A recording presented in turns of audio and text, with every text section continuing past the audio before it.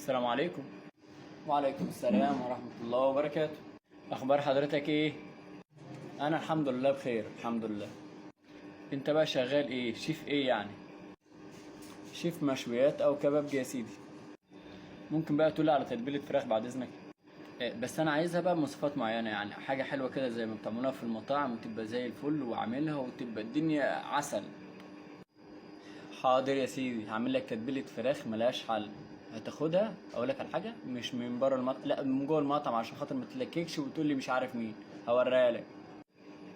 اوعى تكون مش عايز تقول لي سر المهنه.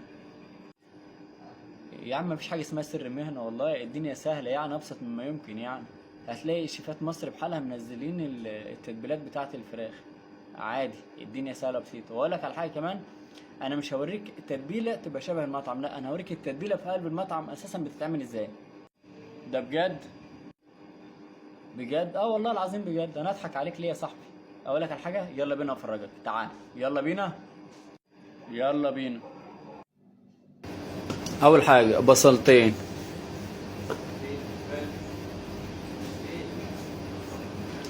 دول قرنين فلفل حامين، سواء احمر او اخضر هتمشي الدنيا. 4 ليمونات، 4 طماطم صغيرين،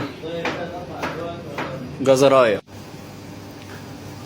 وعليهم بقى شويه الكرفس الصغيرين دول. لو نعناع هيمشي الدنيا برضو، مش هتزعلك في حاجه. وهناخد كله ان شاء الله نفرمه في الخلاط. اتفرم في الخلاط وبقى زي الفل. انا ما جبتلكش بتاع عشان خاطر ما تقوليش انا بقطع حلو بقطع وحش، اي حاجه المهم الخلاط يشتغل عليه ويفرمه. شويه خل بقى صغيرين.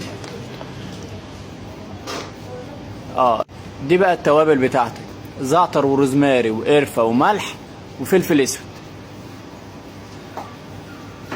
كله بقى على بعضه هتقلب يا باشا، وبقت احلى تتبيله بالنسبه لك وتشتغل منها وتشتغل على طول. ملحوظه، لازم تكون التتبيله ديت حادقه سنه علشان خاطر الفراخ يطلع ملحها مظبوط.